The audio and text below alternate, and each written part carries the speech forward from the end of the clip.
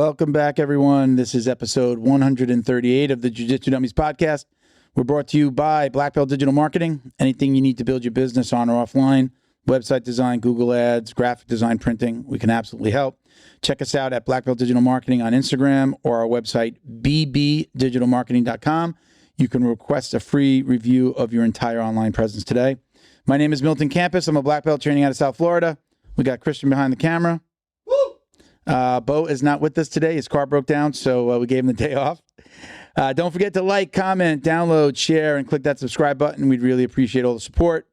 Joining us today is Blue Belt Josh Beam. He's got a very interesting story, and we'll jump into that in just a few minutes. A few quick shout-outs. So thank you to our friends over at Flow and Roll. We're going on 5 years of this podcast in May. They've been with us since the very beginning. Very much appreciate all of Sean's support. We just did an embroidered belt giveaway.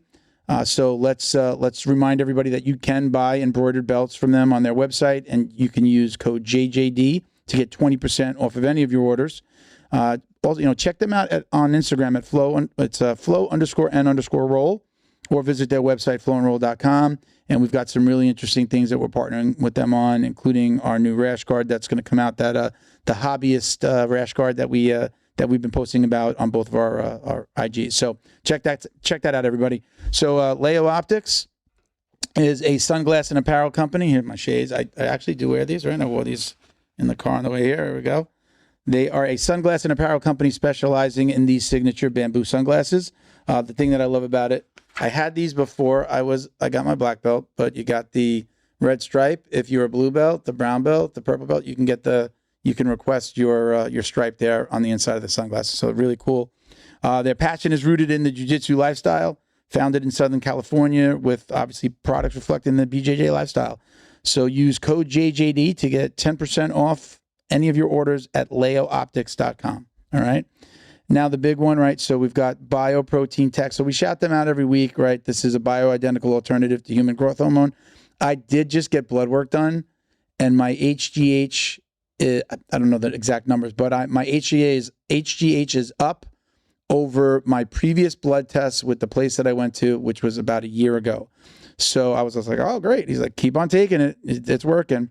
So this is going to help you with anti-aging, metabolism, libido, immune system, skin, cognition.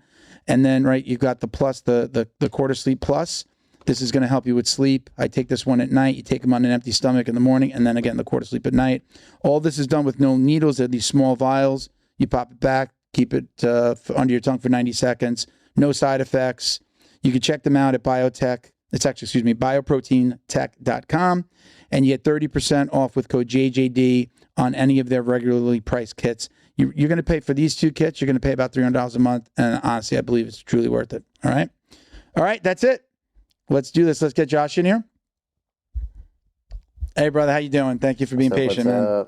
How's everything, man?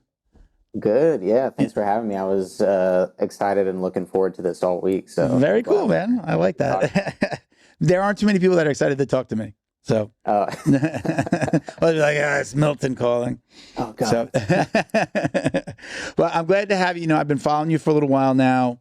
Let's not talk about how you found jiu-jitsu just yet, but let's jump into, why you've become so popular, right? Just tell people what you've done over the last year specifically, I guess, right? Is it 1 year that you've been on this journey of traveling and doing these competitions, right?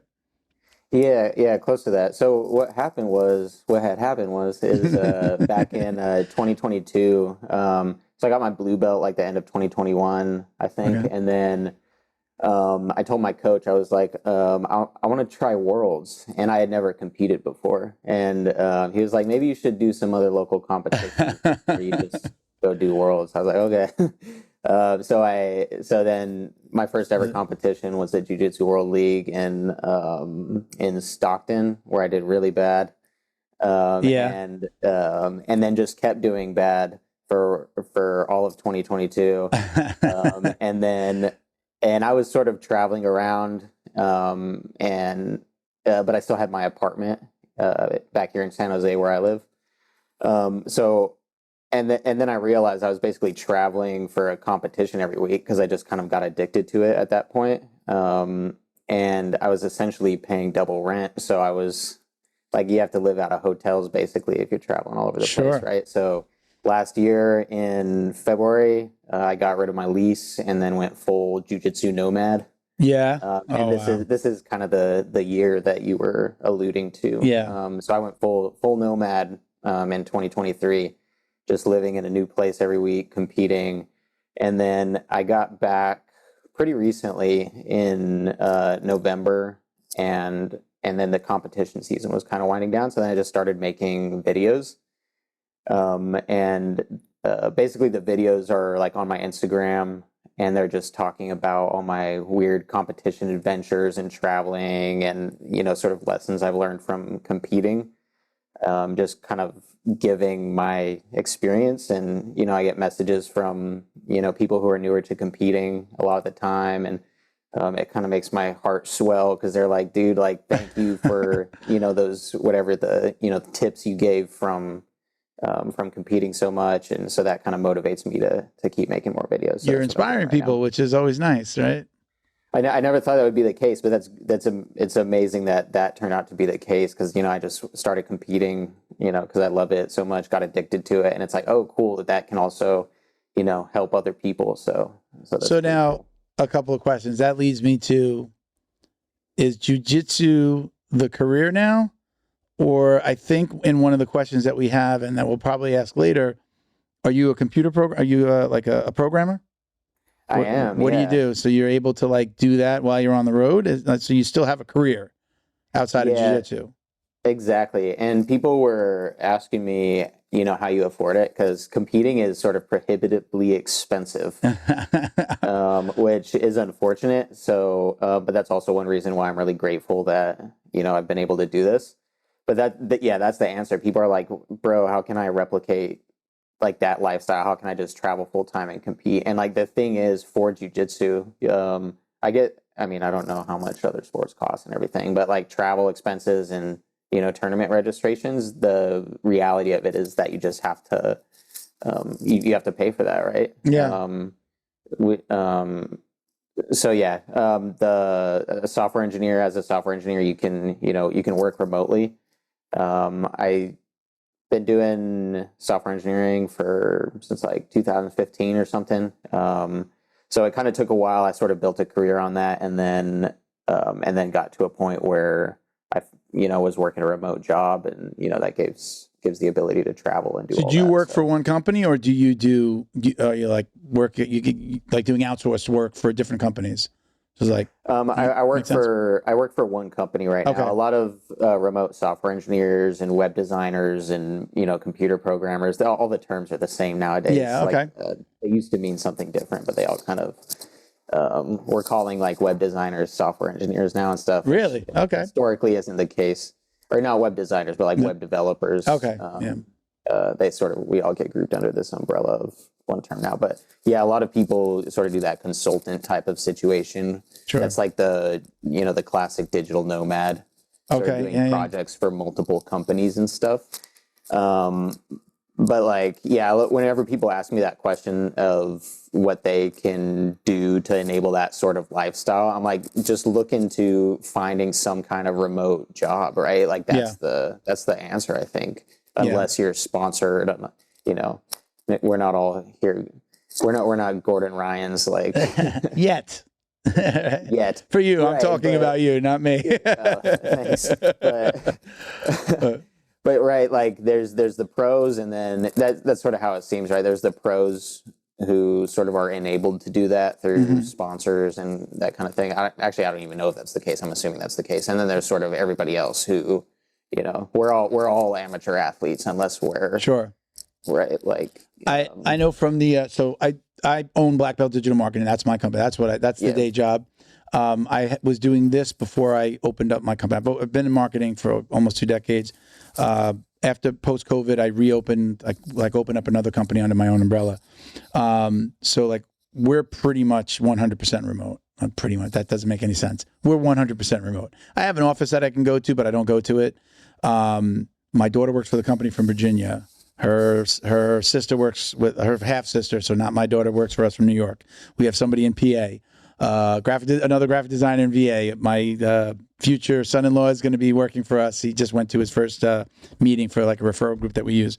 So I'm all about that remote lifestyle. Like if I have my phone in my hand, I'm in the office. I can do anything that I need to do from my phone. So I love that, but I'm not traveling and competing. I'm just starting to travel now because I'm really comfortable now that I can go. So I went to UFC 299 and I stayed down at the Hard Rock, going up to New York to the second game of the Yankee season, going to see. So like now I'm getting that, but I'm not doing it for jiu-jitsu.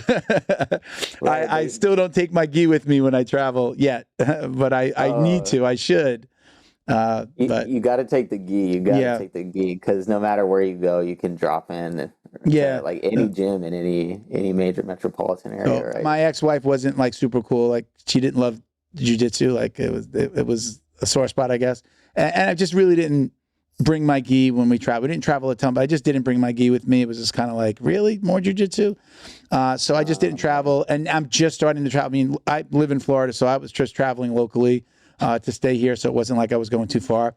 New York, I'm only going to be there for like 3 days. So it's like, I'm not going to really have time to really go train. And the person I'm with doesn't do jiu-jitsu at all. So we're just going to spend some time in New York and do some fun stuff. But yeah, I haven't done, I don't think I've ever traveled outside of Florida to do jiu-jitsu, which is sad. And I've been doing this, I'm going on June is 10 years. So I just haven't because I wasn't in a situation where it was kind of okay in the relationship. So anyway, but I think that's why like what you do appeals to me so much. It's like, man, I mean, don't we all want to do that, right? I think if you talk to any jiu-jitsu guy, it's just like if I could just grab my gi, pack up the car, and travel all over the place and do jiu-jitsu and roll with different people and meet different people, I think that's like a dream for all of us, right? I mean, you've got to encounter it even more than I do. Yeah, it's weird because when also I wanted to say that's awesome that you're starting to travel more and everything. You're probably getting a taste now of well, again, that with the job, like the freedom of the job, the business is in a good place where, again, like I travel, I'm still working. As again, if I have my phone, I'm answering every call, but it's good feeling to know that I could do that and the business doesn't suffer, clients don't suffer, Exactly. That's the freedom, right? Yeah. You realize, just again for like anybody who wants to travel and all that kind of stuff like that. I think nowadays in our modern society, now that remote work, especially after 2020 and all that became sort of a standard thing, that's probably a new way to really like enable yourself if you want to travel and compete or train or whatever you want to do. Yeah. But what I was going to say, we were talking about sort of that jiu-jitsu dream of being able to travel and do jiu-jitsu and compete and everything. And it was kind of weird because when I started doing it, it wasn't as if I made this decision to like pursue this dream. I sort of fell into it. It was like I just started competing and getting addicted to it and everything. And then retrospectively looking back at it, I was like, wow, this is kind of my dream that I'm living, to be able to travel and compete, be a jiu-jitsu nomad, all that kind of stuff. And I think it's easy to say when you're set up in a job situation that allows you to do that, like what happened with me. But I think the biggest thing I learned from that and what I would pass on to other people who are thinking about just doing something that they think would be really cool is to just like step by step, just take the actions necessary to like build that for yourself and literally just like do it, Yeah. Because I think a lot of things that actually, I think the main thing, I say this with obvious like caveats and everything, but the main thing I think that stops us from doing these things we want to do and achieving these things we want to achieve is just ourselves. We sort of block ourselves from doing stuff. And a lot of it comes from, I had to reconcile this idea of like the amount of risk that I was taking doing all this travel and competing and everything, because it costs money. There's like this huge risk of injury, which I'm injured now, unfortunately, but there's so many risks. And I think if you're looking at the situation and you're looking at all the things that are within your control and you want to do this thing, just take steps to mitigate those risks that are within your control. And then if now you've enabled yourself to do that thing, just start doing it. There's not like a perfect time. There's not like a perfect way to do it. You just do the first step, which is like, if, you know, maybe you got that remote job now or whatever, and there's a competition in, I don't know, Atlanta, you're like, okay, I'm signing up and I'm going. Or there's a gym you want to try. Maybe you want to go, I don't know, visit Marcelo in New York or something. Glad he's doing okay, by the way. You know, just book the ticket and go. Like, I don't want to preach like being reckless or anything like that, but that's the biggest thing I learned from all this, is that we can do a lot more, I think, than we think we can do. Yeah.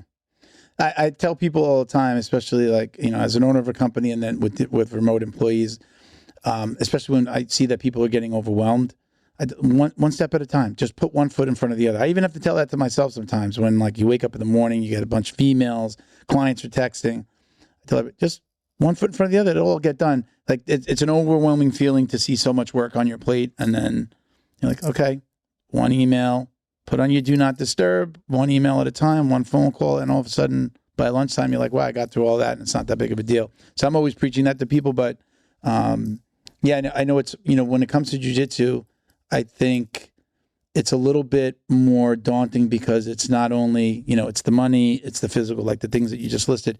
It's a little bit harder to give that advice to somebody. I know for me, I don't do it. So to give somebody that advice, it's difficult for me to do.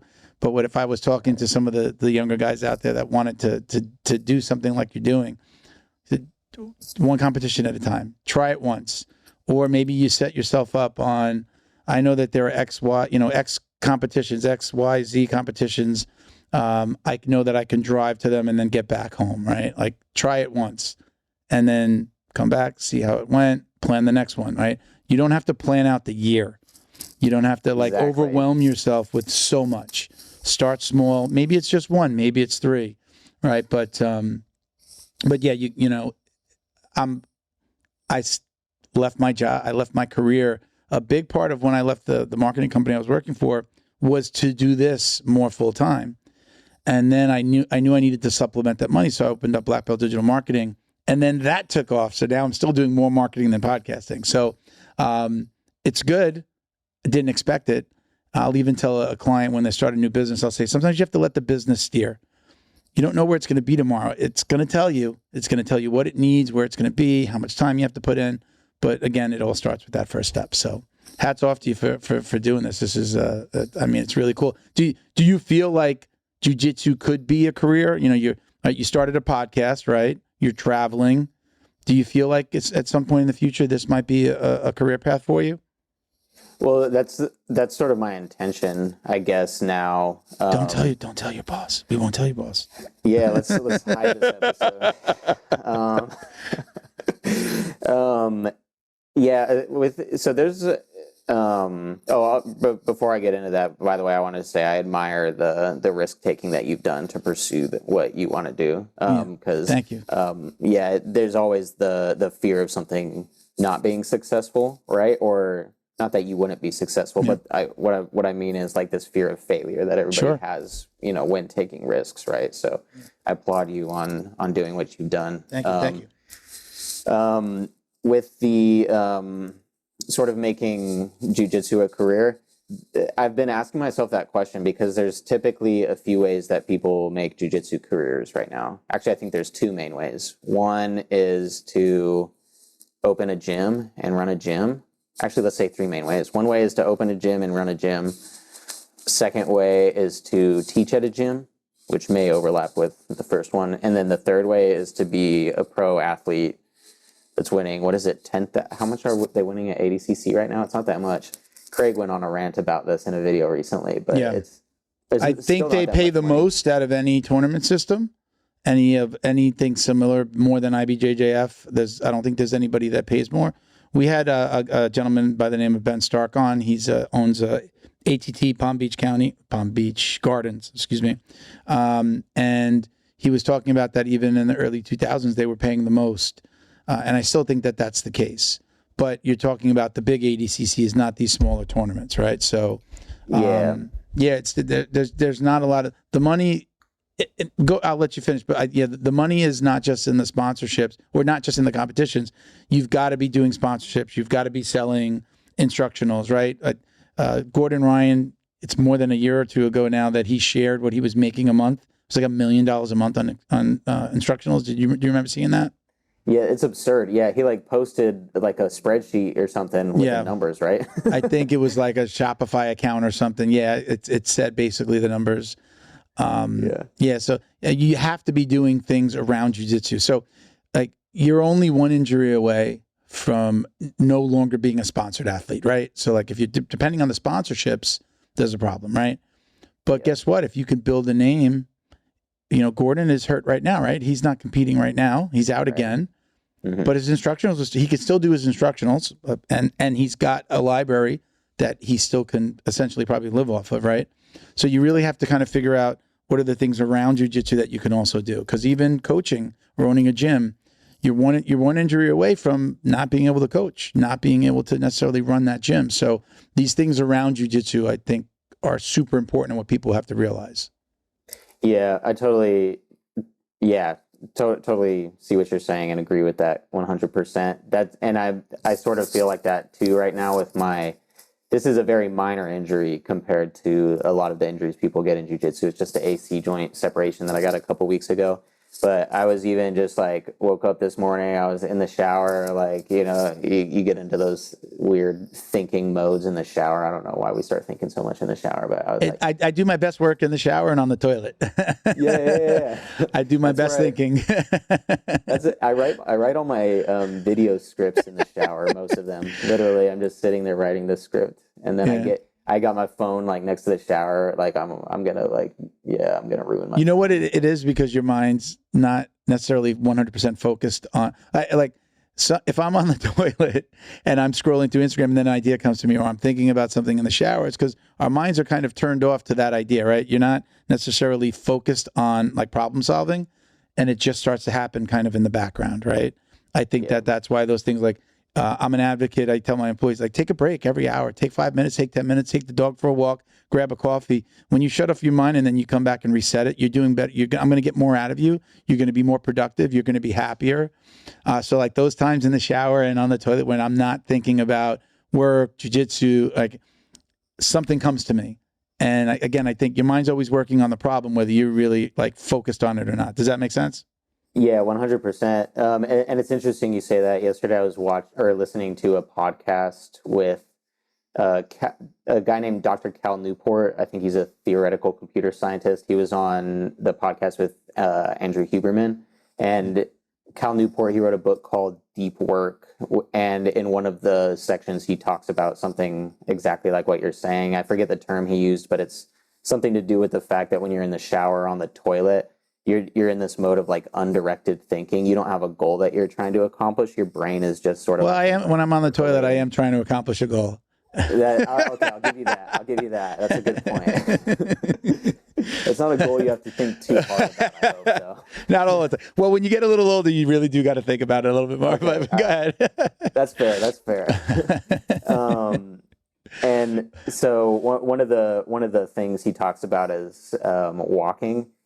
And how walking is one of those big modes of like, I'm screwing up the terminology he uses, but I'm going to call it undirected thinking. And I walked like 13 miles yesterday because I can't really do any sort of training because of my shoulder. So I'm like, okay, how can I get a workout in? And now I've just been walking like miles every day. It's good, man. Yeah. But I noticed that it's making my brain work better, and I'm starting to try to think about how I can sort of use that, what, you're talking about, this mode of thinking where things just kind of come to you. And if there's any way to use that as when thinking about jiu-jitsu, like learning jiu-jitsu. Mm-hmm. So I've been just trying to think about ways to, sort of learn jiu-jitsu in a self-directed way. And, it's pretty fascinating, but hopefully there's a secret we can unlock. Well, I mean, like let's talk about it in terms of jiu-jitsu, right? When I'm training or I'm rolling, now I could say like, if I'm sitting through instruction, happens to me all the time where my mind just starts like I'm that guy that's like watching the coach and I'm absolutely thinking about something else. But once we get to the rolls, I mean, right, what was I thinking about during that roll? You weren't thinking about problems. You weren't thinking about injuries. Maybe like, I got to watch out for this arm. But you're not thinking about work. You're not thinking about relationships. You're not thinking about money, the flat tire on the car, the nail that you got in the car tire, right? Like, you're not thinking about those things. Well, you can really come out of that. If you really focused at the end of that and go, what was I thinking about during that time? You'd be like, my mind was kind of blank, right? I'm only working on this problem solving. And it's why, like, I think when we get in the car on the way home after jiu-jitsu, like, that's when I have like the most clarity, I think, in the entire day. Everything is gone. The stress is off of my shoulders. I used to tell my ex-wife, like, if you want to argue with me, get me as soon as I come home from jiu-jitsu. Or like, if you want to have a conversation and you really want to get your way, I'm like clay. I'm a little ball of clay in that moment. You'll get exactly what you want out of me, most likely, if it's within reason, because I'm the most relaxed that I've been the entire day. And I kind of find, like, again, like, I can go home, take a shower, and work more, get more done in an hour or two of work in the evening after I've gotten rid of all that stress than I do maybe sometimes all day. Yeah, I 100% relate to that. And I think pretty much everybody that trains jiu-jitsu relates to that, right? Yeah. I think that's why we get addicted. And I think there's just something about not only really intense exercise, but also this sort of intense exercise that forces you to also focus. But it's almost a flow state, like you said. Like, a lot of the time when we're rolling, it's this intense exercise with this complete focus, but the focus isn't necessarily like making your brain break in the same way that it would be breaking if I was like sitting here trying to figure out like a math problem. Like, that's stressful. Whereas, that type of focus that's required while you're rolling in jiu-jitsu, there's just something about that. And that thing about like those moments immediately after rolling, like sitting on the wall after some good sparring, like just talking to people, those are some of the best moments. I feel like I use the word like clarity. Like, I'm thinking so clear. I'm free of the stress. I'm probably the most myself in that moment, right? Like, I'm not worried about all of these other things. I'm just me. And like, you have great conversations. Again, I go back to if I'm in a relationship, I would tell the best time to talk to me is after that intense workout. It's one of the reasons, like, I always like love having somebody in my in my relationships, having a partner that wants to work out with me, because even just working out, lifting weights, running, walking, whatever it is, there's just some clarity in those moments, and it's like I think it's like a really good thing to be sharing. We talked about it on the last podcast about jiu-jitsu relationships, and the guest Gabe Tejada down here, he owns 10th Planet Miami, and we were talking about the successes and failures of jiu-jitsu relationships, and like if you have two people that train together on the mats, and then it could go bad. But I do think that having something in common, either doing jiu-jitsu, or if you're like, this is something we're incredibly passionate about, right? We're so passionate about jiu-jitsu. If you're with somebody that doesn't have whatever they're passionate about, but when they don't share that, I think it's hard for them to recognize, like, your passion is not a weird obsession. Like, and it's something that they should water, that they should help grow. Like, they should be one of your biggest cheerleaders, versus like, what are you doing? Come on, let's go to the movies. What, you don't have to train today. You could skip it, right? Like, that voice versus somebody that's like, fucking go get it. I'm going to go for, like, having a partner that's maybe especially into something physical, like, or something healthy. Like, hey, yeah, I'm a runner, or your partner's a runner, or they work out, or they do CrossFit. I think it's very hard for somebody that doesn't have something that they're passionate about like this, for them to relate. And I found that in my own relationships. So I know I'm like, what we were talking about, is my next girlfriend, wife, does she have to be somebody that does jiu-jitsu? I do know that she has to be equally passionate about something similar, something that's healthy, something that's physical, because otherwise I don't feel like they'll get it. Special thank you to the crew over at Flow and Roll for all their support. Flow and Roll is renowned for their incredible no-gi rash guards, shorts, and leggings. Flow and Roll has quickly become the premier custom apparel provider for academies big and small throughout the United States. Reach out today to discuss your custom order and ask about their incredible pre-order program. You can send an email to flowandroll@gmail.com or visit their Instagram at flow_n_roll and shoot them a direct message. And yes, they can create an awesome custom gi for your academy as well. Visit flowandroll.com to check out their awesome designs, and while you're there, pick up a Jiu-Jitsu Dummy signature tee exclusively at flowandroll.com. And remember, you'll get 20% off your purchase of t-shirts, rash guards, or gis with code JJD. Right. Make sense? Yeah, I 100% agree with that, actually. I was in a relationship too where that wasn't quite the case, but it was potentially headed in that direction, like when the partner doesn't understand right, the importance of jiu-jitsu, because it kind of seems stupid on the surface, like, oh, jiu-jitsu is just like some sport you're doing. It's just, it's just this You're going to hobby. roll around with sweaty men. I don't get the appeal. Exactly, right. But I think that goes back, and like I've literally turned into a walking meme because of jiu-jitsu. Like, I bought some pants from Kings that are like, they're gi pants, but they're like streetwear. I became like super minimalist when I started traveling last year as a nomad, just like carrying around a few shirts. So literally every single, well, that would be a lie. Most of the clothes I own are like competition t-shirts. Yeah. I'm wearing like a jiu-jitsu hoodie, like these sweatpants or tatami sweatpants, like not sponsored, but hey, tatami. Yeah.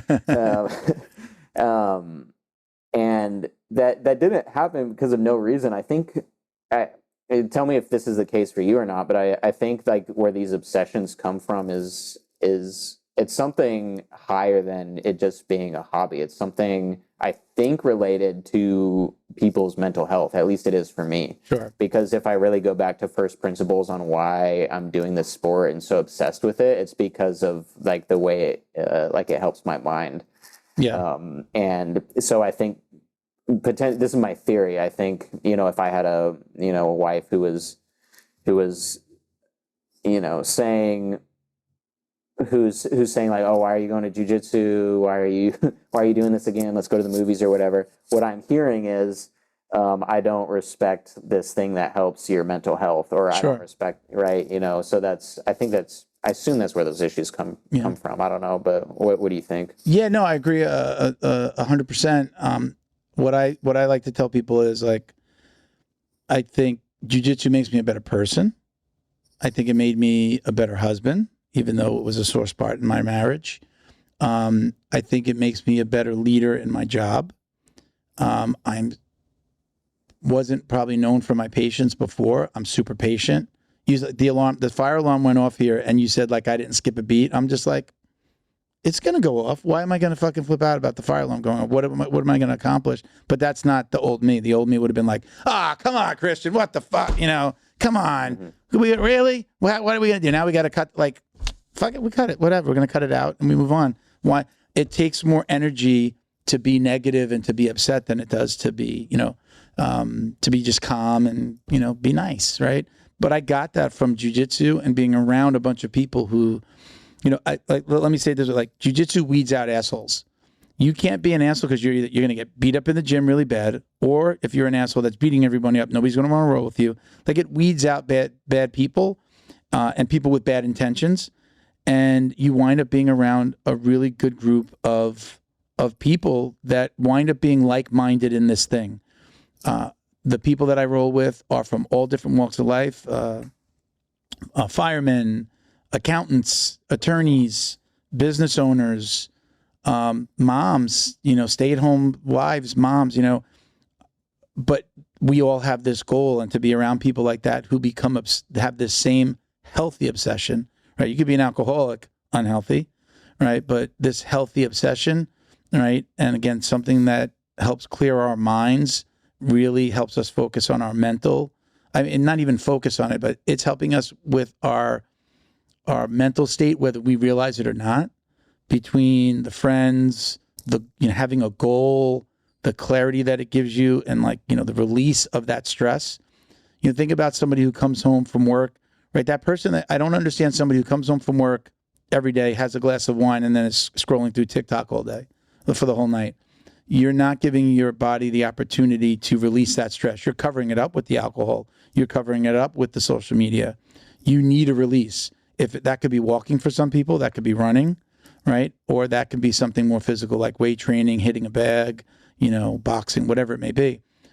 I just happen to find this thing and it works incredibly well for me. And yes, I can't say that I had any mental issues like depression or anything like that. But I mean, it's definitely helped me avoid that. When I was getting divorced, I threw myself into jiu-jitsu. I was probably normally like a 3 to 4 day a week guy, and I became a 5 to 6 day a week guy. And it got me through that. Get out of the house. We were still living together. Get out of the house more. But probably more importantly, I needed just, my training partners to check in on me. Hey, how you doing? Hey, I know what you're going through. Everything okay? And sometimes a 1 hour session, but then an hour in the parking lot talking to my friends, and that's all come from jiu-jitsu. So, again, maybe I didn't have mental issues before that, but it's certainly, I think it is my therapy. I'm not somebody that's going to go talk to a therapist, but this is my therapy. And I think it's like that for a lot of people, right? We see the Instagram handles and all that stuff. Jiu-jitsu saved my life and all that stuff. So I do believe for a lot of people, it is that. It is something that if they didn't have, they'd be drinking, they'd be at the bar, they'd be smoking, they'd be doing other things that are just unhealthy. Yeah, 100%. So I don't talk about this often, but the reason I started competing was because I was going through a divorce. Okay. And I say this because I relate to what you're saying about sort of throwing yourself into jiu-jitsu. And actually, sort of back in 2020, I was probably borderline alcoholic. Right now I'm about 160 pounds. I think I weighed like 215 pounds. Wow. I have pictures of this, but I started training sort of like during that phase. And there were a lot of times I would show up to training just completely hungover and sweaty. And, I was a mess. Sure. And then when that relationship ended, that sort of kicked off I just went full throttle into jiu-jitsu, and it's exactly what you're saying. It was sort of to like this like absurd extent to where I was like spending all of my money traveling and training every single day, competing on the weekends, just as much as possible. And I became the healthiest I've ever become. I stopped drinking. I don't know. I did completely transform as a person. And I say all the time that I think jiu-jitsu and especially competition is kind of a microcosm of life. And it teaches you a lot of good character traits, I think. Sort of what you were saying about your example of the fire alarm just going off. You're like, man, I can't do anything about it. It's only going to harm me to be upset about it. And that's a very like small thing on the surface, but I think it's really big underneath because it's a really important lesson that I think is learned from jiu-jitsu and competition. Because when you go into those environments, you start understanding that there's so many things outside of your control, and you learn to sort of turn all of that energy inwards towards yourself and think about what you're in control of. And you're not in control of a lot of things. You're just in control of your actions and how you decide to perceive things. If you decide to, enjoy the moment or be pissed off at the moment.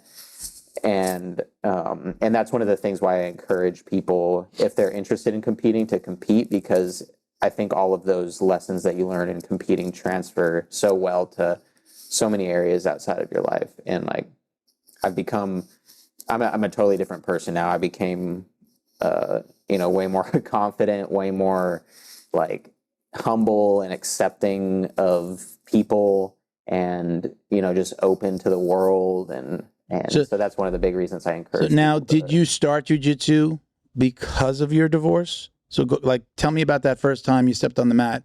What brought you there? Did somebody recruit you? Did you find it? Where did this start? Tell us about that exact moment. So this was actually during, what was it, 2020, 2021? It was during that time. So we're coming out of COVID, right? I mean, it's, right, kind of COVID-ish times? Yeah, it was actually while COVID was in effect, and I was avoiding saying the word COVID because I don't know if that demonetizes you at all. I don't know how that works. No, I'm not So worried that's about. why I don't worry about that too much because our stuff comes more from sponsors. I'm not worried about cool. Okay. YouTube stuff. So okay, I'll say the correct terminology. Yeah. I noticed you. I noticed you avoided saying something like that before. You were like that thing we went through when you were referring to COVID. Yeah, I'm not too worried about that now. Okay. Okay.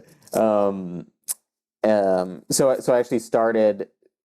Man, my memory's so bad right now, but it was sort of at the tail end, but when gyms still weren't open, and I wasn't going through a divorce yet or anything. No, okay. So the funny thing is I was training at Kyotera Academy right here in San Jose, the headquarters, and my then wife was friends with a girl from work who was married to the morning class instructor, Vitor Pascual. Really great guy and great coach. And he just got me into the morning class. I had done jiu-jitsu. Actually, my dad introduced me to jiu-jitsu when I was like, I don't know, probably around like 5 or 6 or something. Okay. Back when they were still wearing gis in the UFC, I think. Yeah. And how old are you? So, how old are you? I'm 31. Okay. Yeah. And then I had started done jiu-jitsu off and on for a little while, kind of throughout my teenage years and everything. And I was in the Army. I did a little bit of jiu-jitsu at this gym called Team Rock, where Tim Kennedy, if your listeners know who Tim Kennedy is, UFC veteran, Green Beret. We were at the same. That's where he used to train at one point, I think, because we were on Fort Bragg, North Carolina, and that's where one of the 7th Special Forces group is there.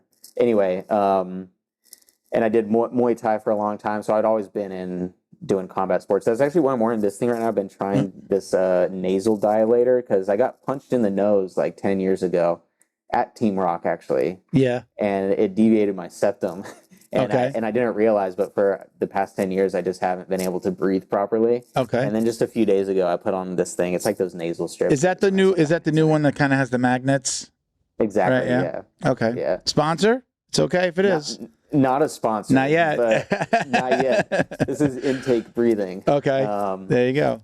Yeah, but it's I'm a blue belt. I'm looking for every sponsor. Yeah. Right? Any CBD companies out there, let's go. But so after that, long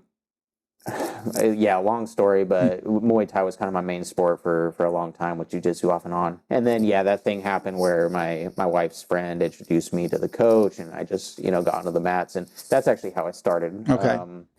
And then the competition stuff was actually sort of around the time that I was going through that divorce. So it's two separate things, but both very pivotal to my life. I would not be here.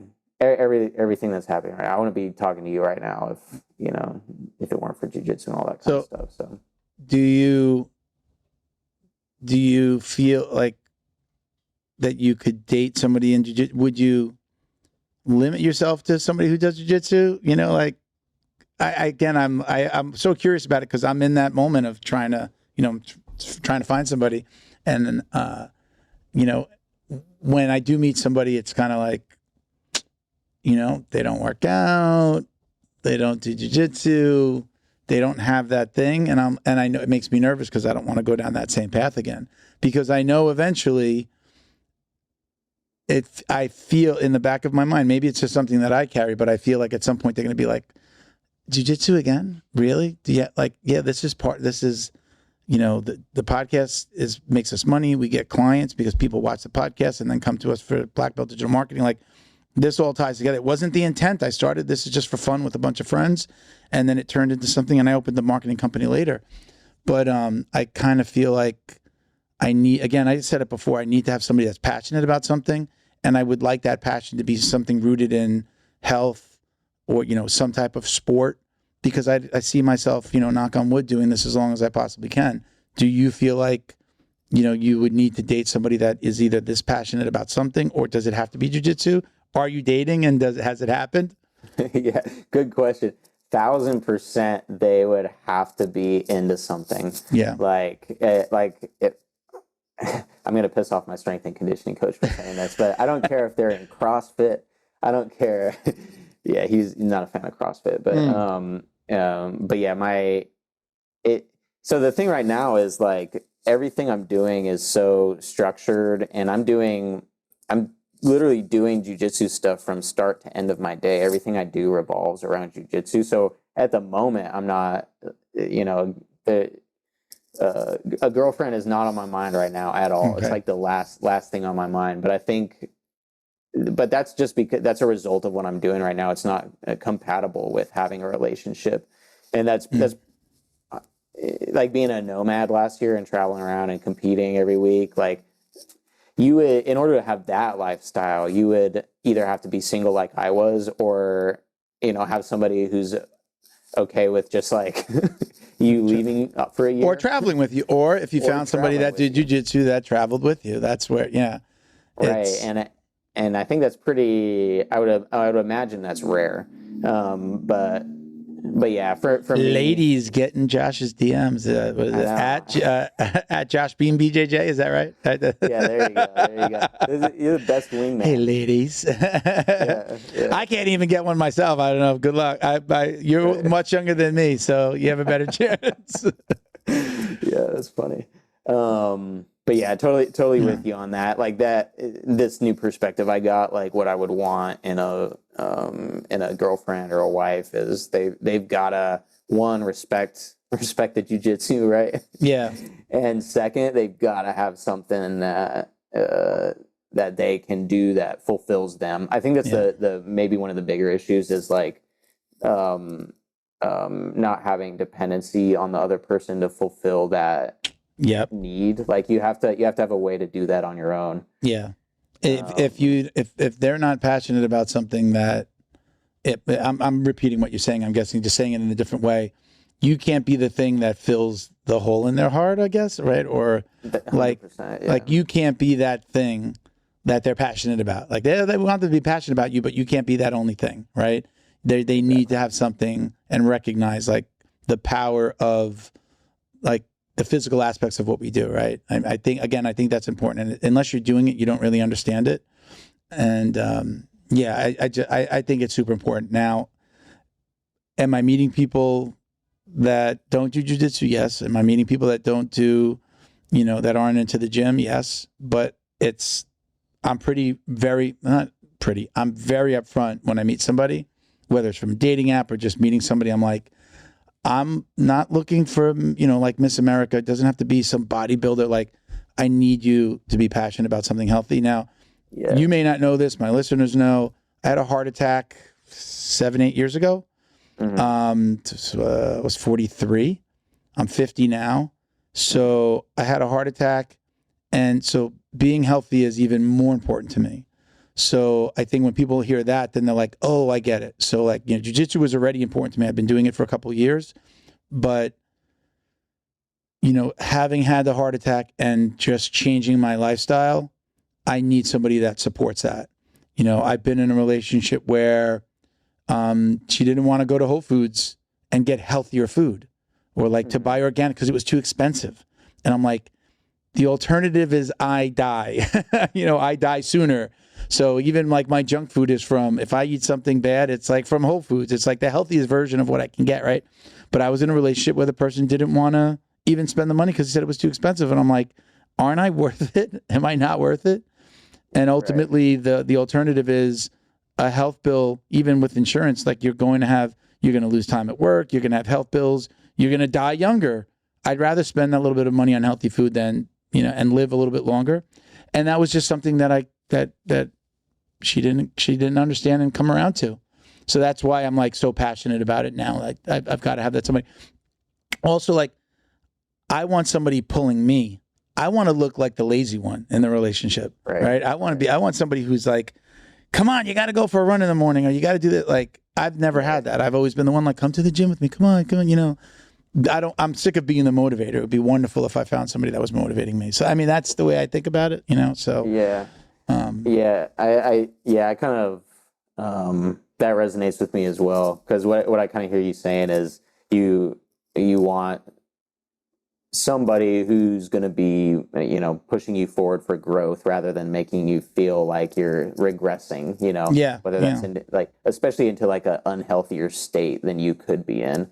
Right. Yeah. And then the thing that's allowing you, one of the big pillars of that, for us, we're on a jiu-jitsu podcast. One of the big pillars of that is the jiu-jitsu aspect. Right. Yeah. But really that's, that could be a lot of things. That could be running, that could be CrossFit, that could be, I don't know, archery. Do people do archery?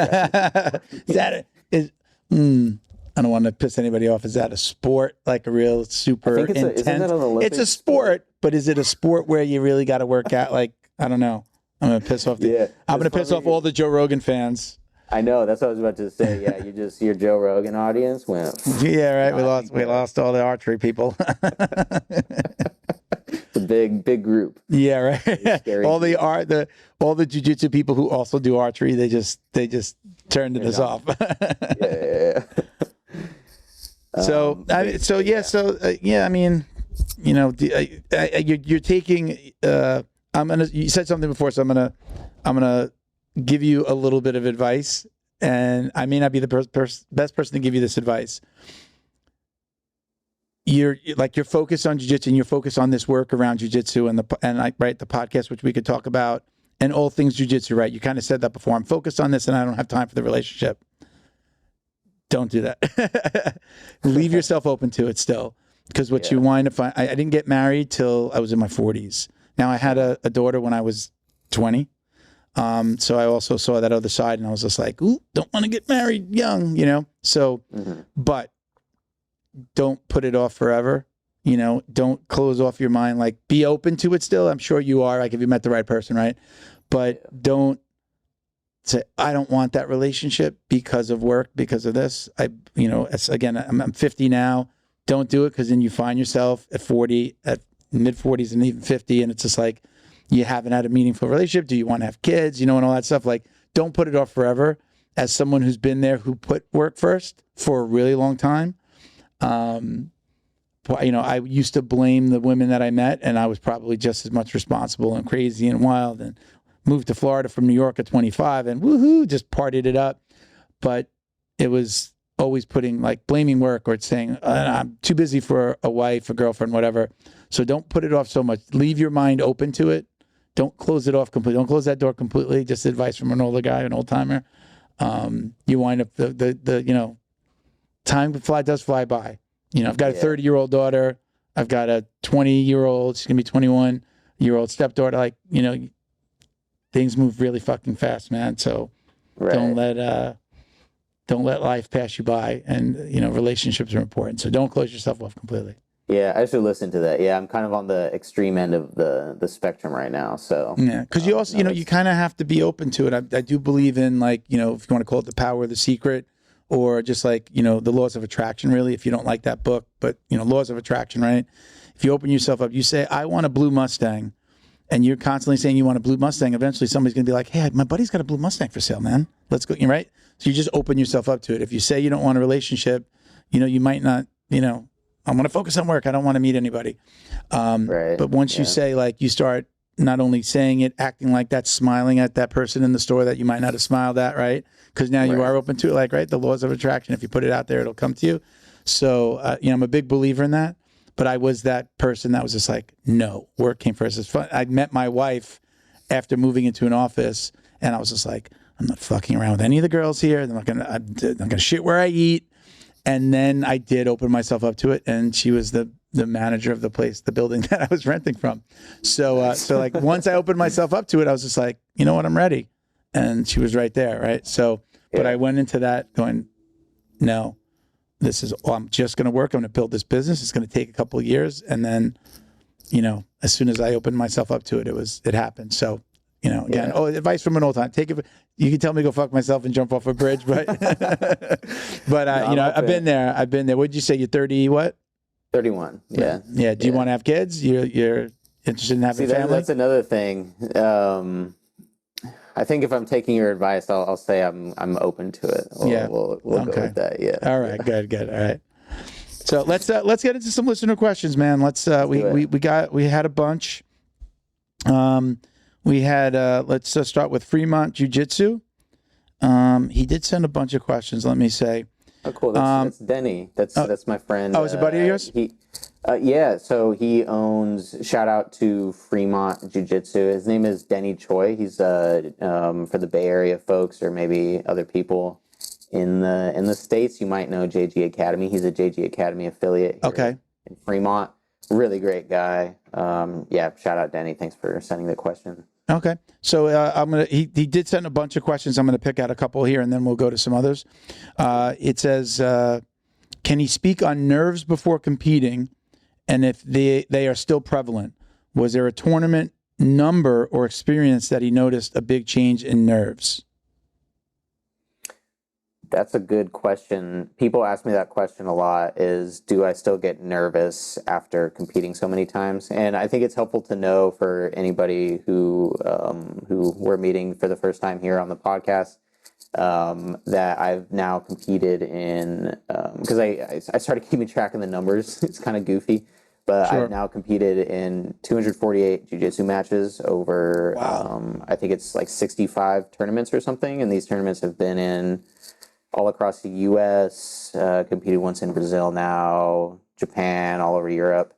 So they've mostly been like IBJJF. So I guess, there's other bigger tournaments and stuff that you can do. Like I haven't been in a position where I've had to go step onto like a 80cc world stage, right? Like that's crazy. Like there's levels to this, right? But, yeah. So I still do get nervous for competition, and I think that part of it might be because of my own doing. I try to not stay in comfortable positions, not jiu-jitsu positions, but I try not to be comfortable while competing, because that means I'm not growing. And what I mean by that is when I first started competing, huge adrenaline dump. I think everybody experiences that. This giant adrenaline dump, this anxiety, all these like thoughts that are going through your head, like people watching you. It's like loud. There's the lights and everything. It's like hard to focus. I think anybody who has competed has experienced this thing. It's like way louder and more chaotic than it feels like it should be. I think that's the biggest thing. Just loud. It's weird. More or less nervous competing at like home or on the road where you maybe know there aren't as many people that know you or that are personally invested? Does that make sense? Yeah, that's a good question. So I haven't been more nervous when I've competed here at home with my, at my home gym with my team. I haven't been more nervous, but I made a giant mistake when I competed at the Santa Cruz Open and my whole team was there. I let that sort of make me want to win more than I should. So when I didn't win, I just got super upset and I got really like sad and angry and everything. And that was something that hadn't happened at all, really. I mean, it happened a few times, but it hadn't happened to that extent when I was just traveling around competing in, random places in Europe and everything. But that's something I would caution people against, is like really be mindful of your motivations and what's sort of driving you during the moment. Maybe some people do well hyping themselves up and getting like angry before matches, trying to kill their opponents. But for me, I realized that doesn't work, and it's not sustainable to try to force yourself into a certain mindset while competing. You just have to, at least for me, I just have to be mindful of how I'm feeling in the moment, because then I can sort of put that to the side. Like just understanding if I'm nervous, understanding if I'm having that adrenaline dump or whatever. There's this quote John Danaher says, which I always think about. It's who's that? Optimal. Yeah, it's some guy. He's got a weird accent. Is that bald guy? Yeah, I think so, yeah. He says warm body, cold heart. And as sort of an aphorism, a saying for the sort of optimal state you should be in while competing. And what he means by that, warm body, cold heart, warm body just means having yourself in a physical state where you're able to perform. So that means literally getting warmed up, right? Warm body. so that your body can perform. And then the cold heart piece comes from not cold as in like being mean, like not that usage of the word, but cold heart as in not in a mental state where you're like super hyped up, and equally not being in a state where mentally you're just like chilling. Sure. Sort of this like fine balancing act, but I find that sort of state works well for me, and that's when I feel like I perform my best. Like despite being nervous, like I still get nervous because like I try to sign up in divisions that are more challenging, or I try to, whenever I'm competing now, I try to work on new things in competition, which is really scary to do. Like right now in 2024, I've devoted myself to not pulling guard at all. Were you traditionally a guard puller though?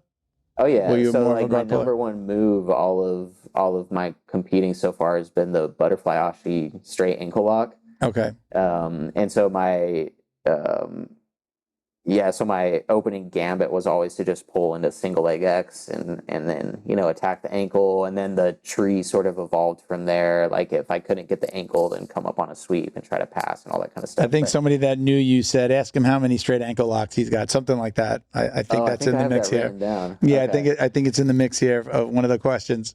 That's funny. What was I saying? Oh yeah. So like, I think that's why I think it's good to be nervous. I think if you're nervous, it's a signal that you're challenging yourself. And so I kind of seek a little bit of nervousness, even though it's not very comfortable to be nervous. Mm-hmm. And like, so I'm nervous every time I've competed this year so far. I'm super nervous because I can't pull guard. I have to try to stand up with these guys. And like my division, I'm kind of short for my division. Okay. So these guys are kind of big and tall and strong, and I'm trying to like take them down. It's it upsets me, but So your own preference, just your preference, not nerves. Would you rather be competing at home, or do you enjoy this being on the road? Are there certain things, aspects that you just like more, being away or being at home? Like, do you enjoy that your team is watching you? Or I mean, like, I never invited family to I did a few tournaments at my lower belts before the heart attack, and then I stopped. But I never invited family. My team might be there, but I never invited family. I just didn't want, in my mind, if I got beat up, I didn't want my family to see that. Especially starting jiu-jitsu later, and, people in my family like, what are you doing? You're in your 40s. Now you want to be a martial artist? What the, Right. So I was comfortable in front of my team, but I never invited a friend or family to watch me compete. Yeah, that's the weird thing is I don't really care about getting beat up. Yeah, I feel like I should, but I don't. Yeah, and like, but I hear that from a lot of people. A lot of people are worried about like bringing their girlfriend to a jiu-jitsu tournament or something because they don't want to get like beat up in front of their girlfriend.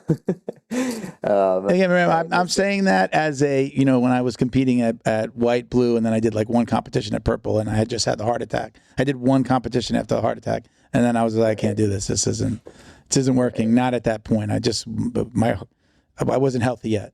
Yeah. But yeah. And no judgment. Yeah. I was young. I was young in jiu-jitsu, so that was definitely my attitude there, where it was just like, man, if I get freaking crushed, it's like, oof, family's gonna be like, all right, right. That was me. But I mean, it's good if you've done so many competitions. I would guess at some point you're like, yeah, I don't care. But here's the thing. So there's, this kind of brings up a good point about like judgment during jiu-jitsu competitions. Sure. And I specifically want to say no judgment on you at all for like the fact that was a thing that caused you, competition anxiety or whatever. Sure. Was this idea of having your family or friends there saying you get beat up and then like having to talk to them afterwards and they're being like, what the fuck are you doing? Like, why would you like, like, why are you like, you just got beat up. Why are you even trying to do that? Or like whatever things, you think might happen, not you, but just the generalized you. Sure. There's a lot of like self-judgment that happens for competitors, I think. And then there's a lot of judgment of other competitors' actions that happen. And I think specifically in competition, all sort of judgment up to a certain point. There's things that like are dick moves or whatever, but like you should suspend, I think, a lot of judgment as a competitor going into competition. And when I say suspend judgment, I mean suspend judgment of yourself and suspend judgment of other people, because what we're doing when we're stepping into competition is something that's, I think, very unusual. Like in our day-to-day lives, we're just like waking up, getting coffee, going to work, doing whatever. Competing is like such an abnormal thing to be doing. Like we're not supposed to, like throughout human history, we do fight each other, but that's not something we're necessarily supposed to be doing. Like we're willingly putting ourselves in a bad position. It's not like we're fighting for food, family, like for our home, our land, our territory, right? We're going, I want to go fight today. I'm going to go willingly pay somebody else to let me fight, right? I'm going to get, right? So it's different. Is that what you're kind of saying, right? Like we're in this weird situation of like we're willingly going into this battle. You said it way better. Yeah, you said it exactly how I wanted to say it. We're putting ourselves in this really strange circumstance and then getting upset when we're nervous or getting upset when other people behave in strange ways. Yeah. And the thing about like suspending self-judgment is like the thing that happens when, and people talk to me about this all the time, like they tell me, you know, the things they're nervous about when they go into competition, and then like getting beat up in front of their family is like one of the big things. Another big thing is like learning that they might suck at jiu-jitsu, like they're not as good as they think they are. Or another thing is what else is there? Oh, like I have to win this competition, and if I don't win this competition, then I'm like, you know, that I'm worth nothing, or all these different fears. And what I think, at least what I've learned, is through, you just have to be mindful that those things exist. It's not like wrong for these thoughts to pop into your head, because a lot of people get these thoughts in their head about these things they're nervous about, and then they try to like suppress those things and like think that they have to overcome those things. But what I think instead is that it's okay that those thoughts exist, and those things that make you nervous, they exist. And the important thing is that you just do the thing anyway. Yeah. Because what ends up happening, I think, the more you try to resist those thoughts and those feelings and everything, I think it sort of has the opposite effect and just amplifies it.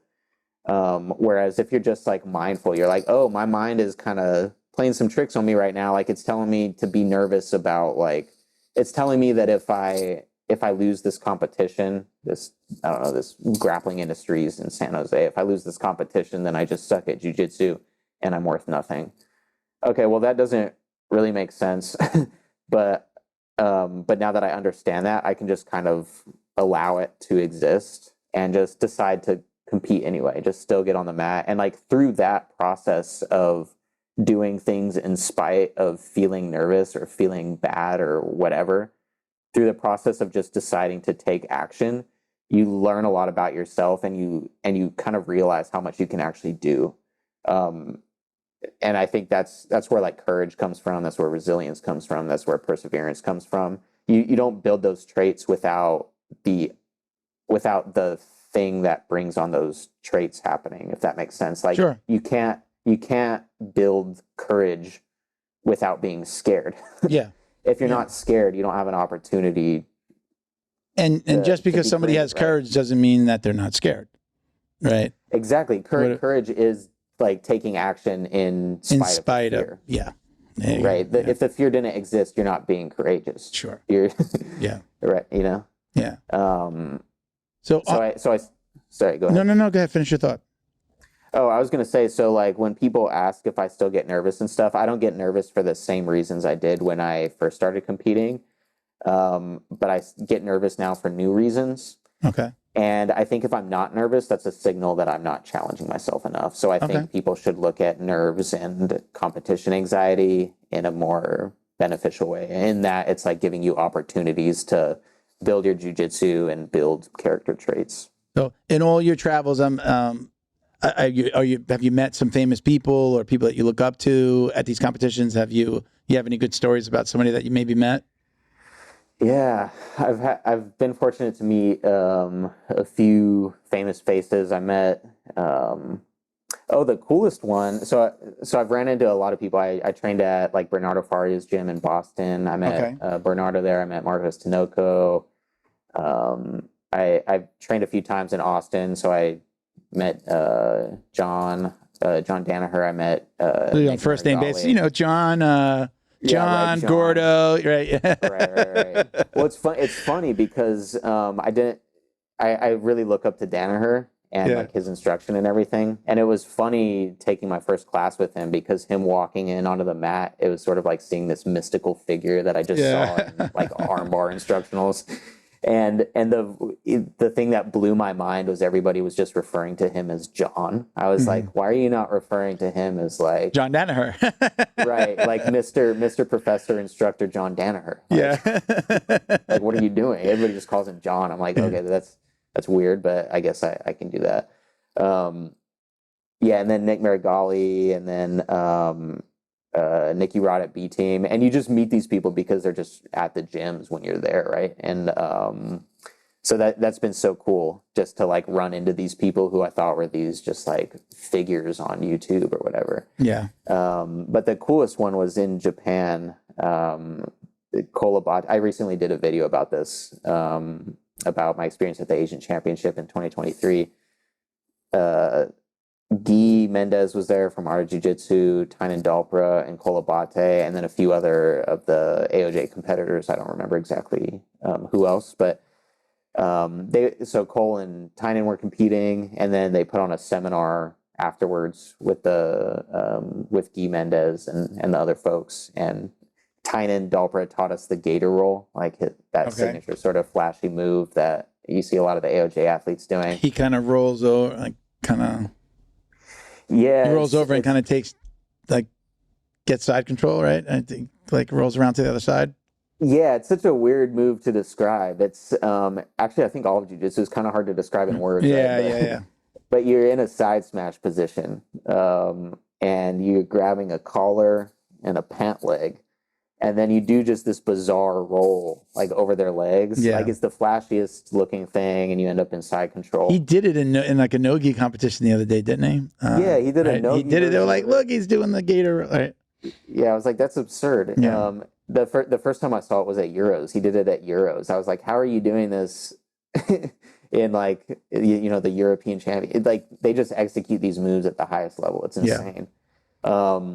But I think that was my coolest experience. Just sort of, I don't know any of these guys, right? Yeah. Like I've just bumped into them at like competitions and training. But that I think was my coolest experience, being around, sort of well-known people, just kind of on the periphery. But I think that's the big benefit, like for people if they're looking to train or compete, like. You don't know who you're going to run to or run into, or who you're going to have the opportunity to train with. So that's a huge benefit. This jiu-jitsu is like one of those sports where, how many sports are you playing? Like, you don't just go down to play soccer and then see Messi on the field, right? Like, that's probably not going to happen, right? Like, exactly. You could be matched up against one of these big names in a freaking tournament, right? You could be, training or fighting against somebody, at higher belts, and be up against somebody that's like, holy shit, what is he doing here at this competition? Right? And wind up in a really weird situation. I mean, again, especially the people that you're talking about at black belt, right? You could be a young black belt fighting people that have been around, or been training since they were kids, and it's like a long time. So there are not many sports where you can wind up being on the mat and actually roll with your idols, if you want to call it that, right? What other sport can you do that? I can't name one other than maybe like actual, MMA training, boxing kind of thing, those scenarios where they're training in class with the regular folk, Right. Right. Yeah, that's the cool thing about these competitions. You just show up to an IBJJF Open and you'll see like the Mendez bros outside of, the Yellow Gates coaching Kolabate. It's like absurd. And because you mentioned that, I just saw a video. Cade Ruotolo was at the Dallas Open. Yeah, this past weekend, one of my friends Competing? Yeah, competing. Yeah. Yeah. And one of my friends, because he's trying to get points for worlds, because as a black belt, right, for anybody listening, if you didn't know, you have to accumulate points in IBJJF in order to compete in the world championship. But my friend was there at the Dallas Open. He sent a picture. He's like, imagine showing up to an IBJJF Open and Cade Ruotolo is your first opponent. Yeah, he's in your fucking bracket. Right. It's like that's the types of things you experience in jiu-jitsu competition. Have you had that happen where you've been up against somebody, or at least maybe at blue belt, maybe, the student of somebody super famous that you're like, oh, wow, that's his coach? Yes, that happened recently at the San Jose Open a few weeks ago. Maybe over a month ago at this point. Oh, man, I'm not going to remember his name now, but he, I believe, is the boyfriend of Andre Galvao's daughter. Okay.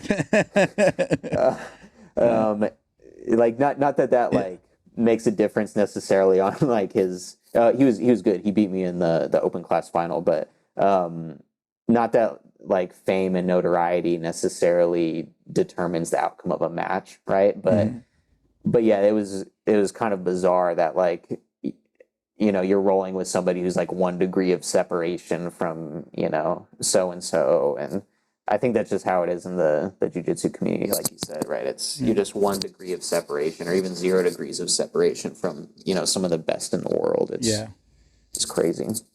So, all right, let's. I had another question that I was going to ask from Fremont Jiu-Jitsu. So he says, since Josh must have visited so many schools, right? What is the number one thing that he thinks schools do wrong? And on the flip side, what are some of the things that you think more schools should consider doing? Oh, interesting. Okay. Careful. I'm gonna be diplomatic here. Yeah. This is a blue belt who's never run an academy. Who's about to give an answer to this. Yeah. Yeah, I can give it just from my perspective as a student, I guess, sort of the things I saw that were sort of trends or patterns, that maybe I necessarily wasn't a fan of. Let's see. So the first one was, what are most schools doing that I think is bad? What is the number one thing that you think most schools do wrong? Do wrong. Ooh, let's see.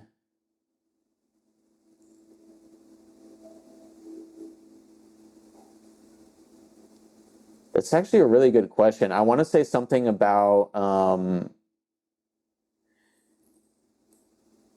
oh man, that's actually really tough to say. I was gonna say like something about maybe not having a fully fleshed out curriculum, but this isn't most schools nowadays. I think I think a lot of schools nowadays have like a fleshed out curriculum, so you kind of know what you're going to be taught.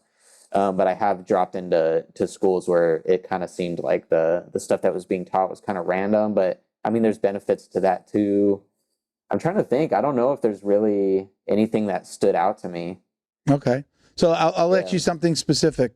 We talked about this on 2 podcasts ago. A new guy comes into your gym. In your school, is that guy rolling day one? Is he going to be rolling with somebody on day one? Do they make him wait? What's your take on that? I'm sure you, as a blue belt, new guy comes in and coach says, "Hey, work with this guy." Are you going to wind up rolling with him after instruction? I think I'm probably on the extreme end of the spectrum where I lean towards like letting everybody do everything given that it's like in a controlled environment. Sure. And as long as everybody's on the same page of like what the rules are. Yeah. Oh, okay. This is a good one. And now I've got an answer to the question about what I think most schools are doing wrong, I guess, but that's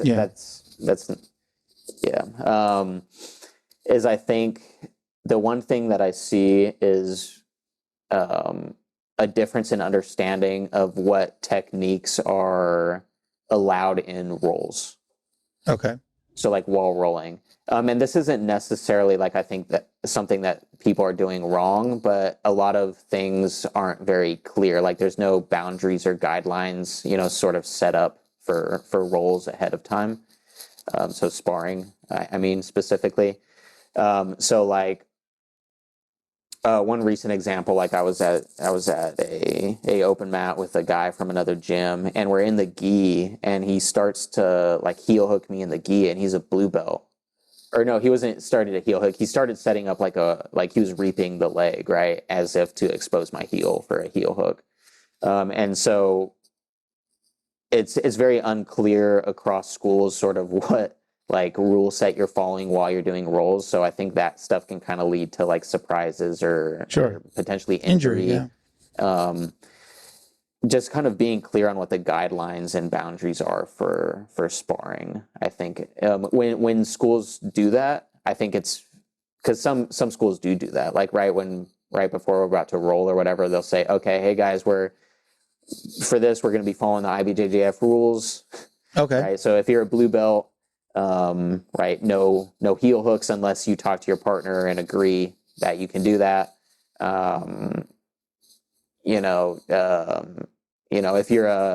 If you're two different belts rolling together, follow the rule set of the lower belt, things like that. It's like the basic sort of parameters of the rolling.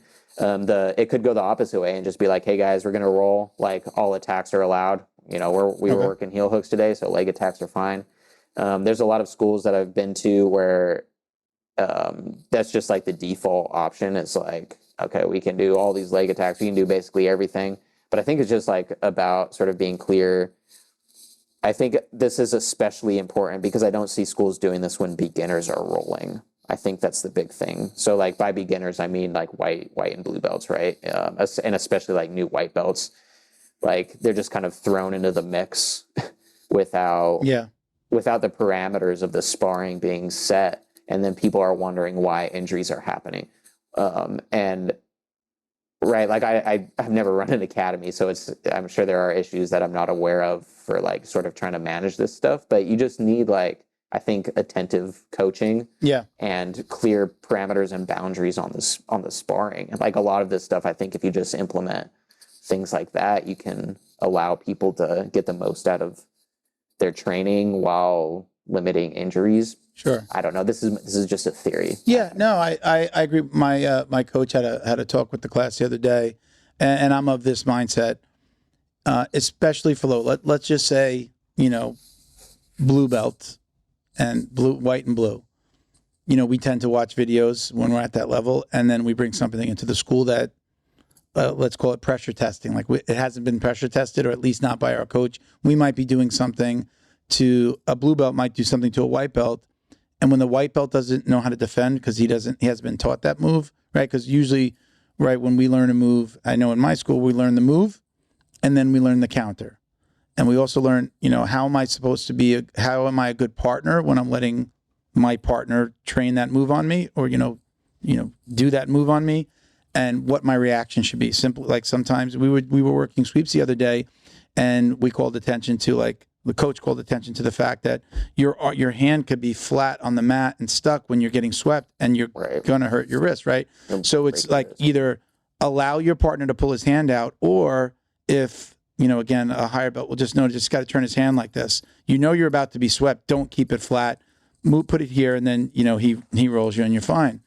But I think a good rule of thumb for lower belts is don't try something that your coach hasn't taught, mainly because the guy that you're going to try it on doesn't know how to react.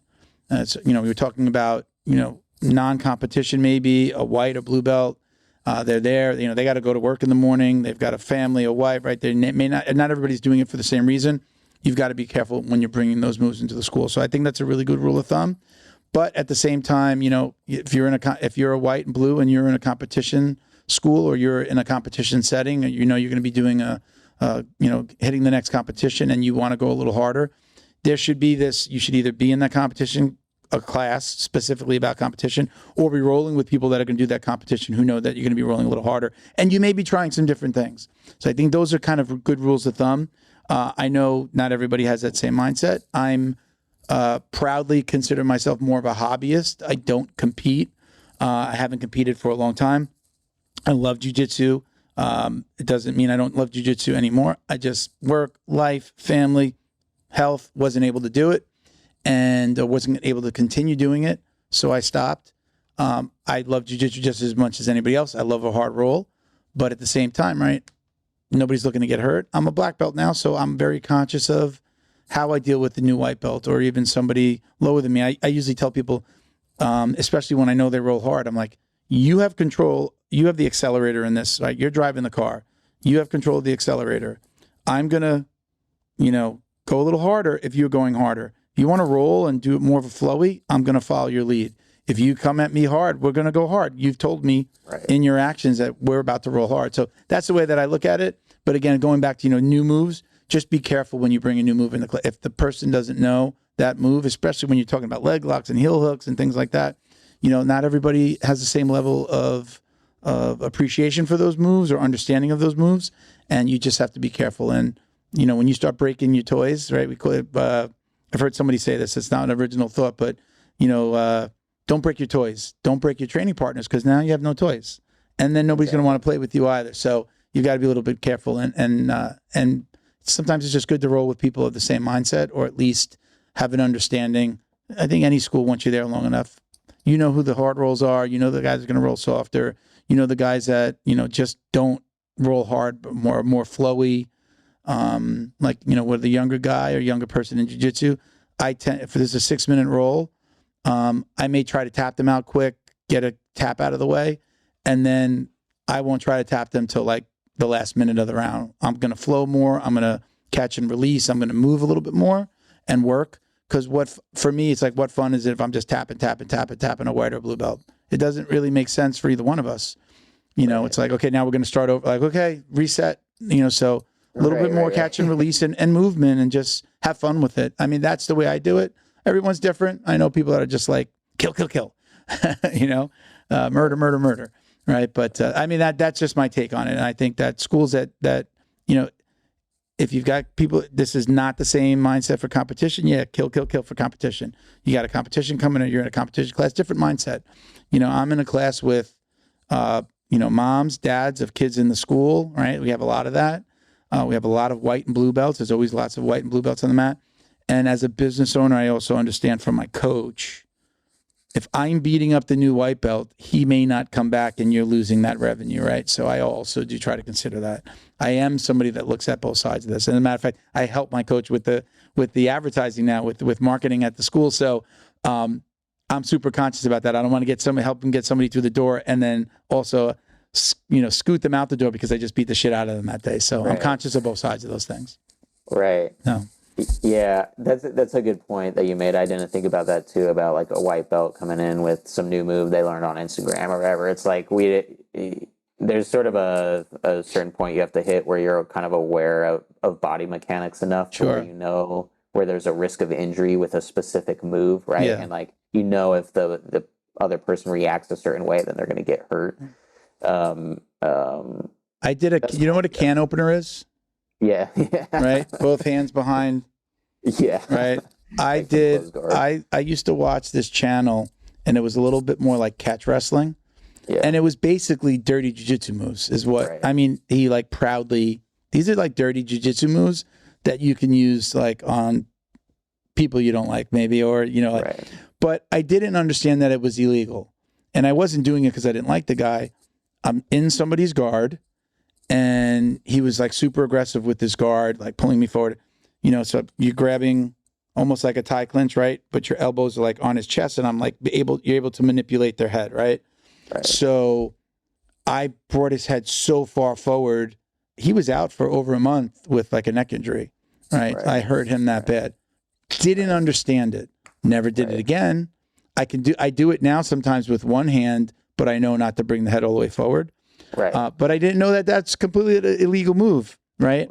But again, saw something on the internet, brought it in, hurt somebody, and kind of learned my lesson with that. So, kind of trial by fire, if you want to call it that. Like I did it myself, and I'm like, ooh, super conscious of hurting. I don't want anybody hurting me.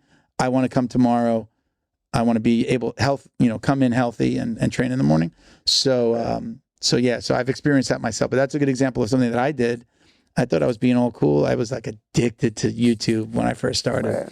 So white, blue belt, man, I was like, I didn't watch TV. I watched YouTube, in my spare time. It was like, I'd be showering and like the phone would be outside the shower, like watching through the glass window. Like I had an iPad. It was with me everywhere.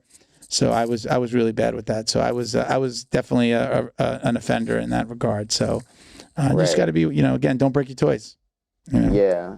I was going to say the thing, I think a big thing that I got from competing so much is that you see, like in the rules for competition, there's always a list of allowed submissions by belt level. Okay. So by division, right? No matter what the competition is, whether it's Grappling Industries, IBJJF, ADCC, rule set, whatever, you have a list of allowed submissions. And usually those are determined by the relative amount of danger of applying that move or submission based on your experience level. And I think it would probably do a lot of wonder for, I don't know if schools do this or not, but just like this initial like white belt safety brief, like here's some things like, don't do these things right now. Just if somebody's standing up in your closed guard, don't underhook both their legs because you might paralyze yourself if they fall forward, right? Yeah. Don't reap the knee because reaping I have my own thoughts on. I don't think it's that dangerous, but don't turn the knee in, don't be turning people's knees inside with such force that it will tear their meniscus or like all of these basic things. Because I see that a lot. I'm like, why is this guy, like, by default, I think people shouldn't be doing these dangerous moves unless like that's why I say agree upon the rule set before rolling, because really when I say agree upon the rule set, what I'm trying to communicate is agree on what more dangerous things we're going to be trying to do to each other, so that, because like me competing for IBJJF, when I go to a competition class, we're all like implicitly following the IBJJF rule set. So I'm not preparing to defend a heel hook at the blue belt level. So when somebody tries to catch that on me, it's like, dude, we're not doing that in this role. Like I'm not watching out for that. Maybe I should sure. Like there's something to be said for like having don't let people get to dangerous positions on you in the first place. Right. But I think it's more has to do with just like general safety. And then I think once you have that general safety and limits, then you can allow people more freedom in a way, I think, but just a theory. So our next question comes from, it's David 4, and it's got like 4 Ds at the end of David, DDDD4 _ He said, I think this is a great question because, you're doing so many competitions. So people that want to compete, I think this is a great one for them. What do you eat in between fights and competition when you have a lot of fights in the same day? And what if you don't really have time for a proper lunch? You could just be competing all day and not be able to eat. So start out with the first part of that. What are you normally eating, if anything, between fights? Between matches, I don't really eat a whole lot. Because usually I'll usually eat before and then I eat a lot after. Sure. Like bananas are always like everybody's go-to, I think, right? For the potassium, right? Like gives you that quick bit of energy. Yeah. Right? So my list of foods that I do now when I'm shopping for my food for matches is bananas, watermelon, and coconut water. Okay. I saw you say something in the video. As a matter of fact, I'll give you an opportunity. I think you're working with a supplement company. You were talking about a supplement. You want to talk about that real quick? Give them a shout out or tell us about them. Yeah. So Momentous is a supplement company. I first heard about them on the Andrew Huberman podcast, Huberman Lab. I buy pretty much all my supplements from them. So not a sponsor, but somebody you use. Yeah, somebody I use, not a sponsor. I am affiliated with them. Yet. The other one is Santa Cruz Paleo. This might have been the one you saw because I've been using their electrolytes recently. I think it was the electrolytes. Yes. Yeah, it was probably that. So like that's the thing that I focus on for competition nutrition is carbs and electrolytes. Okay. And things that aren't going to make me shit myself on the mat. Always a concern. That's like my worst fear is just like imagine just like because they'll have to shut down the whole competition, right? You can't have people shit on the mat. No, don't shit in the pool and don't shit on the mat. Don't shit on the competition mat. But yeah, bananas, watermelon, and coconut water. Actually, a guy just messaged me. He said he's doing his first IBJJF after a few years off. He asked me the same question. He was like, what do you eat? But usually between matches, you don't have a whole lot of time, depending on the event. Like in IBJJF, a lot of the times, because if people are there already showing up, you might only have like 5-6 minutes between matches. Yeah. So like that's enough time to like get some coconut water. Like you want the thing that's most efficient to fuel you before the next match. So that's like quick sugar and electrolytes. And I might pop a couple watermelon or something. But are you making weight? Are you making weight, or kind of are you competing at a walking around weight? Most of the time I have to cut weight, make weight. There's a few times when I've gone up a weight class, but I don't like doing that. Just because the jump in weight class is like huge from lightweight to middleweight for me, because I'm a very lightweight. But yeah, so there's that cutting component. Not really cutting, but just like making sure I'm making weight. There are competitions that I've cut heavily for, but most of the time I'm just making weight rather than like cutting. So I'm just being careful with what I'm eating. But yeah, so you don't really have time for a big breakfast. But actually, what works for me, I don't think a big breakfast works for me. Like I would just be puking and like needing to go to the bathroom and stuff. Like you just need stuff that's going to fuel you for those like short bursts of energy. I guess, is that the first part of the question? Is just the list. Yeah, you kind of answered both, and then you said you don't really eat much for the rest of the day, right? You said you don't, right? My own question: what is your favorite thing about competing? This life that you've created for yourself. What's your favorite thing about it? Highlight reels. Like highlight reel finishes, or just the social media content? What do you mean? It's good, sort of a joke, but like just like the best. So like, you know how excited you get in the gym, like internally, you don't want to be trying to show off or anything, but you know how excited you get in the gym when you hit a new move that you've been working on? Okay. It's like that ultimate dopamine hit. It's like, not that you need to go be like bragging about it or anything, but you know inside when you do something like in the gym when you're training, you're like, yes, like I did it. Because like that's the ultimate puzzles we're trying to solve, right? It's like, how do I actually, implement these things on a resisting opponent?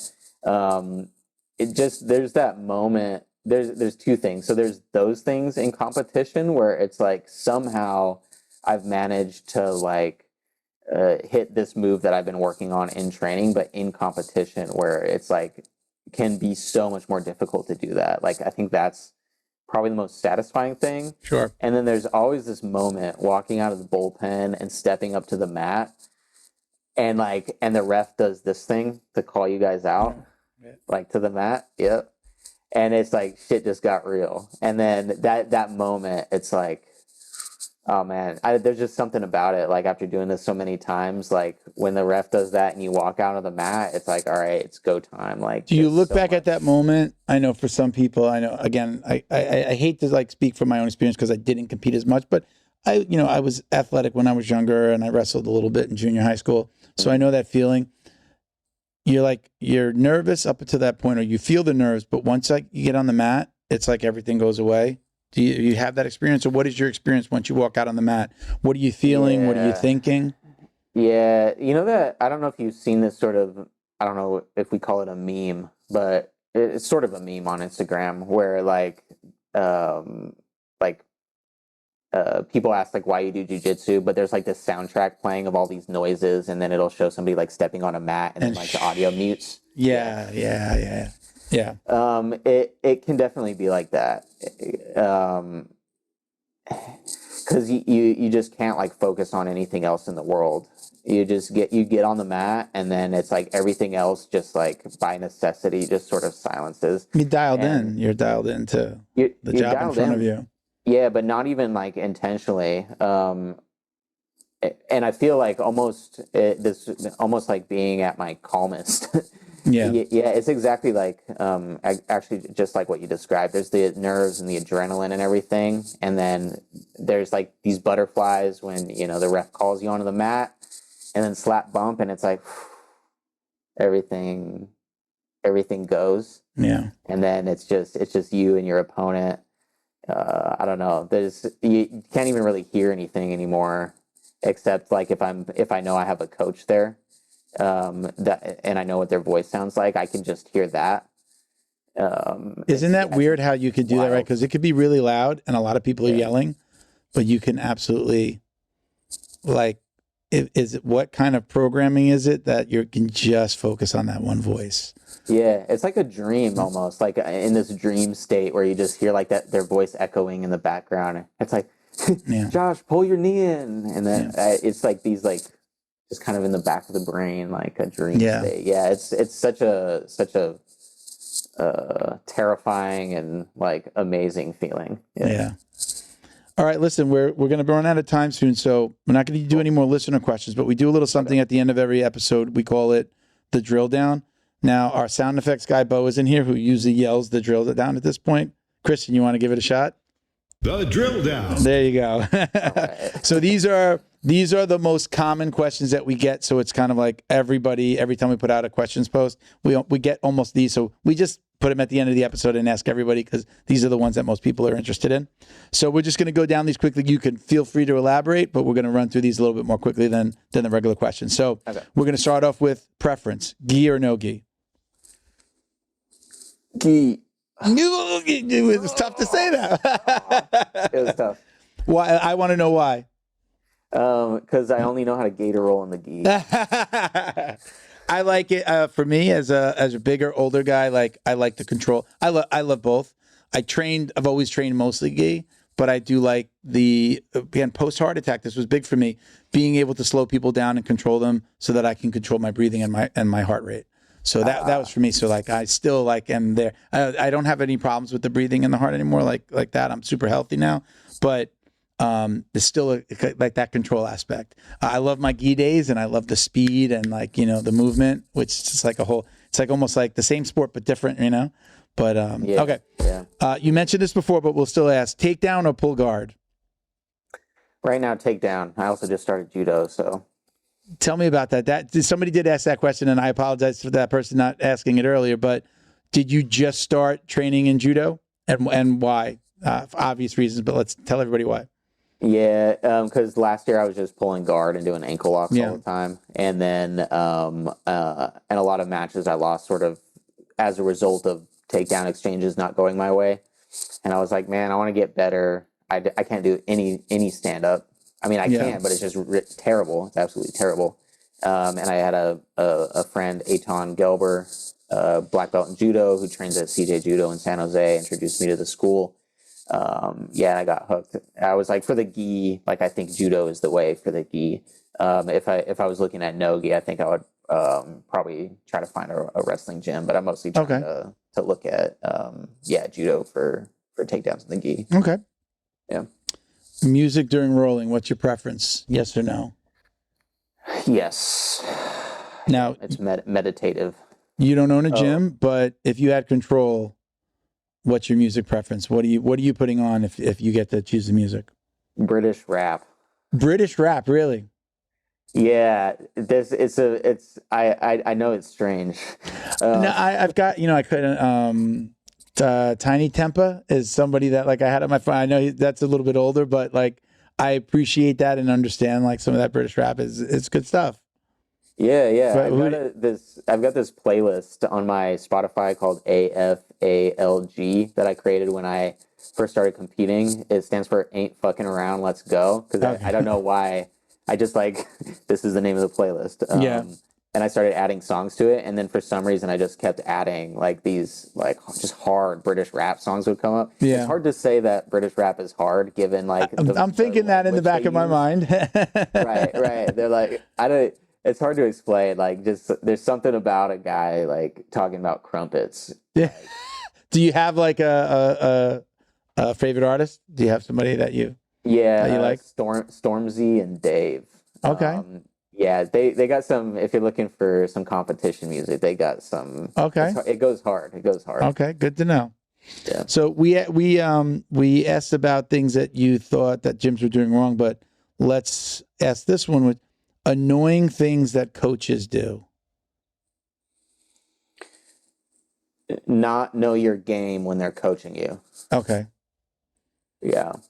Now is that because you're traveling and maybe it's a different coach that's in your corner, or elaborate on that a little bit if you can. Yeah, I think there should be like a pre-brief. So I've just seen it happen with like coaches coaching other people, and Okay. I've had just a few isolated experiences with like coaches coaching me. It's like, because I'm sure everybody's experienced this, even if you're just at the gym rolling. It's like you're trying to do something and somebody's telling you to do something else. It's like if they just knew the thing that you were trying to do, they could just coach you through doing that thing, right? It's like it just causes chaos and confusion if you're not on the same page of like, here's my strategy, here's my plan, here's the things that I can do well, here's the things I suck at. Like if I can't bolo, this example would probably never happen, but if I can't bolo, don't tell me to bolo in the middle of a competition match, right? Sure. Like there's a disconnect. I think that's just part of good coaching, but I understand that. Yeah. What would you be doing now? I know you've got a regular job, but what would you be doing if you hadn't found martial arts? Was there anything else that you were passionate about outside of your day job? Yeah. Right now I really enjoy, I like singing and playing instruments. Take singing lessons every week. Really? Yeah, I've been doing that for a few years. Okay. So maybe probably the biggest thing would be, I would still be making videos. So like all of these Instagram reels and stuff that I make, I spend a lot of time on those. Yeah. Like probably too much time. But really I sort of see that as a separate discipline from jiu-jitsu. It's like I just really like making videos, and if I wasn't doing jiu-jitsu, I would probably be making videos of something. What you mentioned singing? What genre of music do you have? A preference? Oh, all the sad boy songs and country. Country, okay. All right. Yeah, I like Luke Combs. That's my favorite country artist. Yeah. All right. Now, you mentioned cutting videos, and you've obviously got your channels. Are you watching a lot of stuff too? Are you a consumer of jiu-jitsu instructionals, videos, Instagrams? Yeah, I'm watching stuff all the time. It's hard because like what I do is I start watching so many different videos, but it's so many different people making the videos that I feel like I should start keeping track of who I'm watching. But there's a few like instructionals. Definitely, I'm always watching like specifically like Danaher and Gordon instructionals, and then I'm trying to get more into the AOJ stuff for like gi passing and everything. But and then on YouTube, I'm just watching all kinds of different like I watch competition matches like all the time, very frequently. Okay. And then I try to watch breakdowns of competition matches. There's some of these channels too that like start to talk about the new metas in jiu-jitsu and technique and everything, like Less Impressed, More Involved, BJJ, if you know about that one. There's a bunch of these different sort of breakdown channels, but trying to think who else I can give your listeners here, but I wish I knew more names. But okay. No worries. Yeah. Competitors, who's your favorite competitor to watch? My favorite competitor to watch is... I would say Tynan Dalpra. Okay. Yeah. Are you an MMA fan as well? Is it just jiu-jitsu? I went to a UFC fight, and the person that I went with, she's like, "Don't your friends?" I'm like, most of my jiu-jitsu friends don't follow anything to do with UFC or MMA. That's where my love started. It was watching UFC and MMA, and then I got into jiu-jitsu. So, are you somebody that likes that part of martial arts, or is it just all about jiu-jitsu and now judo? It's just all about jiu-jitsu right now. I never followed the UFC. Like I've got some fighters I like. Like I really like Khabib. I really like. Well, he's not doing it anymore, but like there are certain fighters I like, but I was never like following UFC. Yeah, I don't know. I've noticed that about jiu-jitsu guys, though. You're right, huh? Every time I'm like, "Hey, who's winning the fights?" They're like, "What fight?" I'm like, "Oh, Jesus." Yeah, exactly. Like, I wish I had like this. I used to watch a lot of stuff with old roommates, and they didn't train, but we were all MMA fans. And then I went off and got into jiu-jitsu. So, ultimate goal. What's your ultimate goal in this world of jiu-jitsu? Where do you see yourself in 5, 10, 15 years? To continue enjoying it. Okay. That's it. Yeah. First answer like that ever. Yeah, I don't hope for anything, because all of these other things that I could hope for, like being a world champion, any of this stuff, that's literally nothing that I can control. I can just control, like, I hope that I keep trying to get better and enjoying what I'm doing. That's it. Okay. Now, you do see yourself? We talked about this a little bit before. You do. Let's not call it a goal, but you do see yourself this being the career. Yeah. In some way, shape, or form, your career is going to be based around whether it's competing or, doing the podcast or doing what have you. Right. Yeah. You'll be involved with jiu-jitsu for the rest of your life.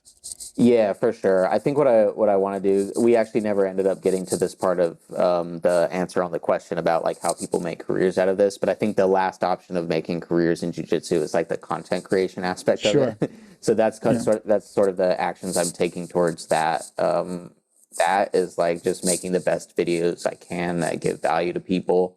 And then like, I think if I keep doing that enough, I'm starting to see like some growth with that and everything, then maybe there'll be a point where I can just do that all the time. And I don't have to be a software engineer, just make videos and do jiu-jitsu. And you are doing a podcast, right? Did you mention, or did I see it? All right. You started a podcast, right? Tell us about it. So my friend Matt Guffey, he's the owner and of a strength and conditioning gym for grapplers called Victory Submission Strength. So he actually started that podcast. It's called Thanks for the Roll. And he asked me to be co-host on it. Okay. So it's Matt's brainchild there, and then I'm a co-host on there as well. And okay. Yeah, actually I was reading your website, sort of your mission there of like a jiu-jitsu podcast for normal people. Yeah. And I really like that, and that's actually kind of what we were doing too. It's like sort of the thing that people want to hear about is like stuff they can relate to, right? Yeah, I mean, you see, so much of the podcast is just getting to know the person on the other end.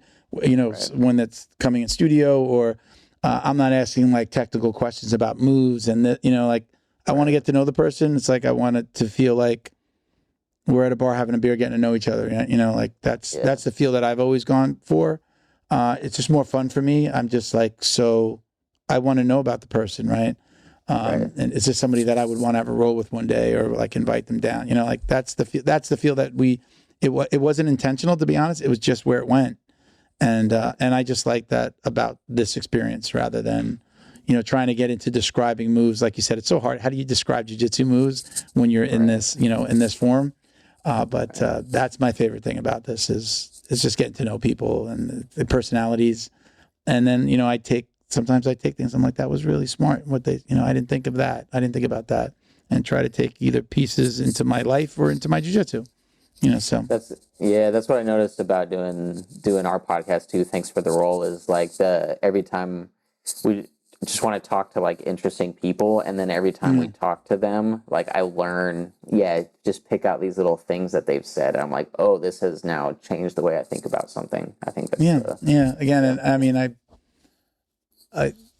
like my life, my job is about just like getting to know people, whether it's this or like all my business comes from networking. We do very little like advertising for the marketing company. It's belong to like networking groups. So I'm just always meeting interesting people. And when I started the podcast, it was just, I wanted to record conversations that I was having with my buddies. One was a black belt at the time. I was a blue, maybe just becoming a purple, and another blue belt. We used to go out, like we'd go out for beers and pizza after like a Saturday roll, or maybe like, go train and then like go take showers and go meet up for a beer. And those were some of the most interesting conversations, especially from the black belt telling me about the things that, like learning about the things that we were going to encounter soon, right? Like just stories and the gossip. And I'm like, I'd get in the car and I'd be like, man, I wish we would have recorded that. That's like I like listened to Rogan a little bit. I was never a podcast fan, but I'm like, man, that was such a good conversation. I wish that like white belts need to hear this stuff about just the craziness, the good stuff, the bad stuff about jiu-jitsu. And then it just evolved. And actually, like my wife at the time I mentioned it. I'm like, she's going to shoot this down. I'm like, what? What am I thinking? I'm like, I had this idea to do a podcast. She's like, oh, there's somebody that records a podcast in my office.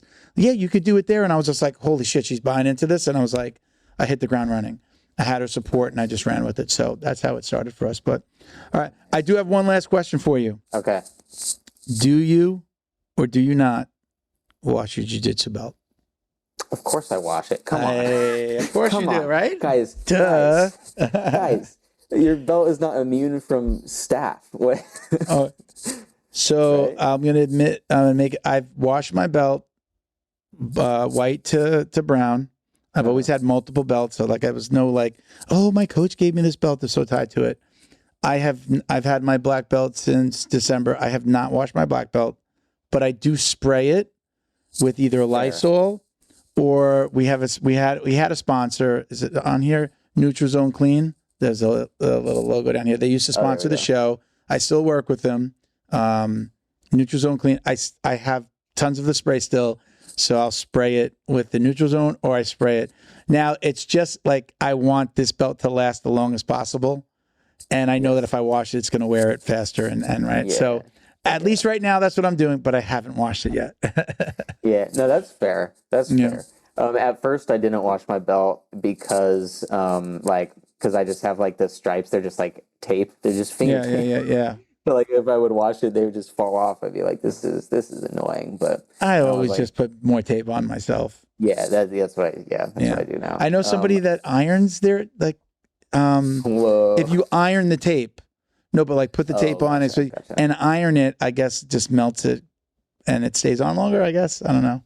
I've heard that too. Now that you mention it, yeah. I also just put a lot of tape, just a ton of tape on the white, and then I know it's going to peel off, and then I just rip it, and then rip it until it, and then I got to put it on again. But put a lot. But I never did the iron thing. But smart. Well, Sino, this is one of the many reasons you're a black belt is because you have this knowledge that yes, this is the important stuff, everybody. This is the stuff that you really need to know. Yes. Anybody could do a heel hook, right? Right. Thank you to Feito IT and AV, specializing in commercial and residential automation, security cameras, CCTV, POS, and more. Check them out at feitoitav.com or call 305-428-2515 and let them know the dummy sent you. Special thank you to the crew over at Flow and Roll for all their support. Flow and Roll is renowned for their incredible no-gi rash guards, shorts, and leggings. Flow and Roll has quickly become the premier custom apparel provider for academies big and small throughout the United States. Reach out today to discuss your custom order and ask about their incredible pre-order program. You can send an email to flowandroll@gmail.com or visit their Instagram at flow_n_roll and shoot them a direct message. And yes, they can create an awesome custom gi for your academy as well. Visit flowandroll.com to check out their awesome designs, and while you're there, pick up a Jiu-Jitsu Dummy signature tee exclusively at flowandroll.com. And remember, you'll get 20% off your purchase of t-shirts, rash guards, or gis with code JJD. All right, listen, Josh, thank you so much for doing this. I just want to give you a last minute. I'm not sure do you have any sponsors that you're working with? You want to give any shout outs to anybody? I'll give you a minute to do that. This is your time. Yeah, Odyssey Jiu-Jitsu, my team. I actually recently left my previous gym and I've joined Odyssey Jiu-Jitsu. Anybody on the East Coast and in the Atlanta area, that's where Odyssey Jiu-Jitsu is. I think they're probably a hidden gem right now. They're pretty new, just 3 years old. Okay. But if anybody's traveling and wants to train there, Greg Sirico is one of the head coaches there, Marcelo Black Belt. Really good team they're building over there. So, okay. So I actually first ran into Odyssey last year during all my travels, and one of the best gyms I've trained at. So that's why I ended up joining. But yeah, just big shout out if anybody. I think they're really starting to do something. What else was I going to say? I think I'll stick with that for now. Yeah. Okay. Awesome. Again, look, don't hang up. I want to take we're going to do a picture by the screen when we're done. But thank you to everybody that's watching and listening. Check us out at Jiu-Jitsu Dummies on IG. You can check out my personal Uncle Milty BJJ on Instagram. Thank you for watching and listening, everybody. Peace, love, Jiu-Jitsu. Us.